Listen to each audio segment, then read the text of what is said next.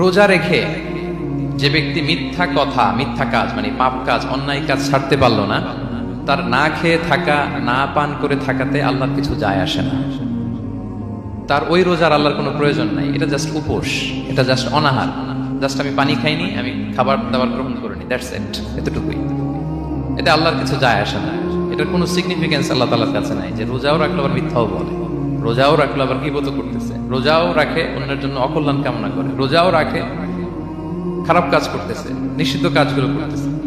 তাহলে এই রোজা রাখা না রাখার সময় এই রোজায় কোনো ফায়দা নাই। একটা ওয়ার্নিং পাওয়া গেছে না এখানে, যে ওয়ার্নিং, রোজা রেখে সাবধান, কোনো পাপ কাজের সাথে জড়ানো যাবে। আর একটা ভয়ঙ্কর ওয়ার্নিং, যেটা বেসিকলি রাসূল সাল্লাল্লাহু আলাইহি ওয়াসাল্লামের পক্ষ থেকে গভীর হুঁশিয়ারি এবং বদদোয়া, বেসিকলি খুবই ভয়ঙ্কর এই বর্ণনাটা। মুসনাদে বাজ্জারে এই হাদিসটা এসেছে, হাদিসটি হাসান পর্যায়ের হাদিস। জাবির ইবনে সামুরা রাদিয়াল্লাহু তাআলা আনহু বলেন, সাইদান নবী সাল্লাল্লাহু আলাইহি ওয়াসাল্লাম আল মিম্বার, রাসূল সাল্লাল্লাহু আলাইহি ওয়াসাল্লাম মসজিদের নববীর মিম্বারে আরোহণ করলেন। ফাকালা আমিন আমিন আমিন, তিনবার তিনি আমিন বললেন, আমিন আমিন আমিন।